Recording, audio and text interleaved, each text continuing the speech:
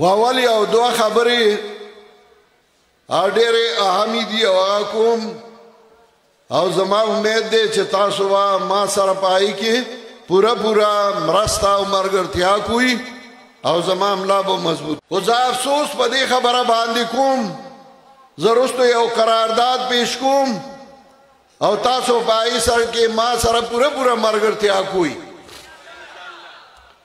زه افسوس په دې خبره کوم چې اوس یو قانون دی پاس کو او هغه قانون کې یو دینی جماعت چې هغه ځان ته دینی جماعت وایي هغه ډېر زور په دې باندې لګولی دی چې دا مدارس دی د انډسټریل سره د کارخانو سره وتړلی شي او کوم قانون چې د کارخانو دپاره دی نو هغه د مدارسو دپاره هم شي. څنګه چې کارخانو والو باندې بې ځای ټیکسونه یې او هغه یې تنګ دي دغسې به په محتممانو او په مدارسو باندې هغه ټیکسونه یو دی به هغه ورکوي.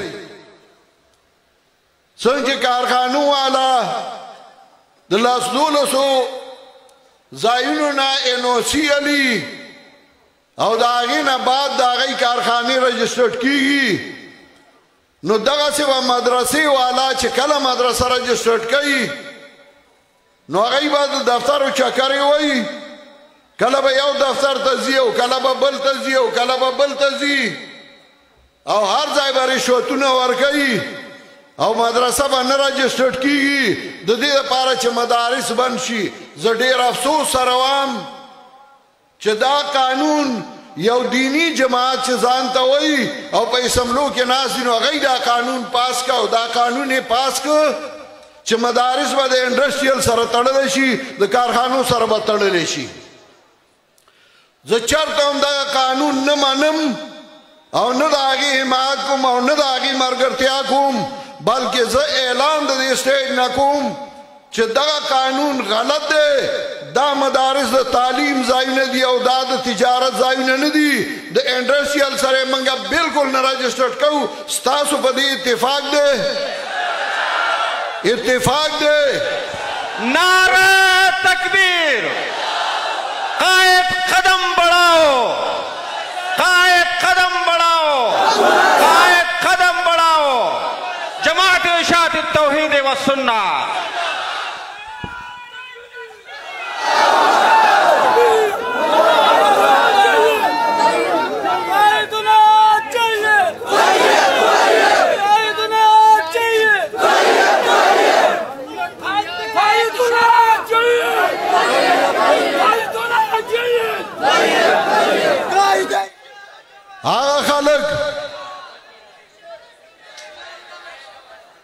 هغه خلک چې یو ورځ په یو سړي د یهودیت فتوا لګوي او بله ورځ یې هغه مسلمان شي د هغه سره یو ځای شي د هغه سره بیا د دنیاوي مفاداتو لپاره اتحاد کوي او بیا وایي زما فتوا سیاسي فتوا وه موږ داسې مفتیان د ستپلو په پنجه باندې هم نه حسابو او موږ داسې مفتیان له هېڅ حیثیت نه ورکوو. زه دا خبره کوم زه حکومت ته هم دا وایم چې موږ داسې آئیني ترمیم چې په هغې کې تعلیمي مدارس هغه د انډسټریل سره تړي او د هغې د لاندې راولي چرې موږ دا قانون نه منو او که سخت یې لراله نو انشاءالله زه به میدان کې ولاړم تاسو به ما سره ولاړئ او که نه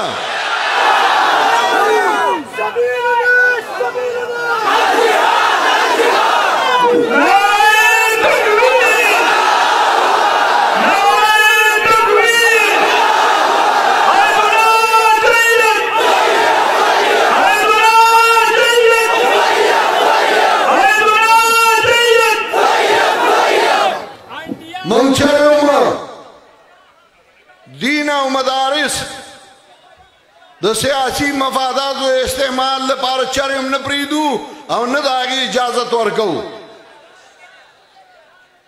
زدایو قرارداد پیش کوم او حکومت ته هم دا وایم چې په کلاو غوږونو یې واورئ. انگریز دور سوسائٹی ایکٹ کا مدارس پر اطلاق سمجھ سے بالاتر ہے. دینی مدارس کے لیے آسان طریقہ انڈسٹریز کے بجائے مذہبی تعلیم سے رجسٹریشن ہے. حکومت ایک دینی جماعت کی وقتی طور پر خوش کرنے کے لیے انگریز دور کی بنائی ہوئی ایک بے فائدہ 1860 کی سوسائٹی ایکٹ میں ترمیم کر دیے. اس سے نقصان ہی ہوا کہ مدارس کو جو کہ تعلیمی ادارے ہیں ان کو سوسائٹی ایکٹ کے تحت رجسٹر کروانے پر زور دیا گیا. سوال یہ ہے کہ مدارس اور سوسائٹی میں کون سی ایسی چیز مشترک ہے؟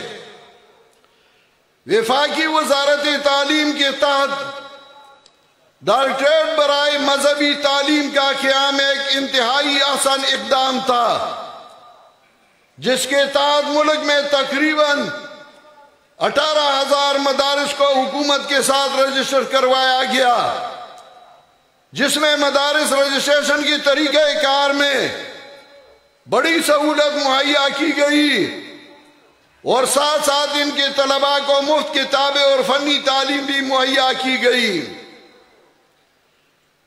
ڈی جی آر ای کے قیام سے نئے بورڈ کا قیام عمل میں لایا گیا جس سے ملک میں مختلف جماعتوں کو اپنے مدارس میں کامیاب امتحانات کے انعقاد، طلباء کو سہولت کے ساتھ اسناد کی ترسیل کا آغاز ہوا. حکومت کو مشورہ یہی ہے کہ وفاقی حکومت تمام مدارس کے رجسٹریشن اور ان کی بہتری کے لیے ٹھوس اقدامات مذہبی تعلیم کے تحت ہی کرنا چاہیے.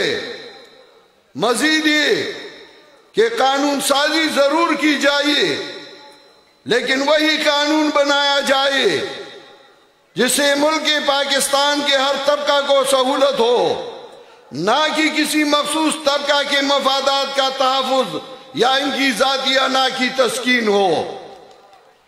ما پختو کی در تاول زکوی چھ دائی دا غواڑی چھ مدارس نا تجارتی مراکز جوڑ کی او دا کارخانوں سرے اتڑی سنچ کارخانی والا شپگاتا و لس انوسائی علی او بیا رجسٹرٹ کی گی نو داگا سوا مدارس زب بالکل داگا قانون نمن او داگی خلاف کوم. تاسو ما سرپدی کی متفق یہی زردی اجتماع پر وساطت حکومت نعرہ تکبیر، نعرہ تکبیر، قائد قدم بڑھاؤ. خب تیز آواز رکھے، قائد قدم بڑھاؤ، قائد قدم بڑھاؤ. قائد کی فرمان پر، قائد کی فرمان پر حکومت قدام کہ تاسو چال رشوت ورکوئی پا بلا طریقہ واللہ ورکئی پا دی طریقو باندی رشوتونا مو ورکوئی چی دین دی ذریعہ دا معاش او دا دنیا اگردو لشی. منگا دا قانون بالکل داغی مسترد کو او داغی ترمیم رد کو آگا ترمیم تا غلط وایو دے مدارس اللہ وزارت تعلیم دلان دے دزائی ورکشی او داغی سرد یوزائشی دا تعلیمی مدارس دی. وآخر دعوانا ان الحمدللہ رب العالمین او سباب دے انشاءاللہ بیا تفسیر کو.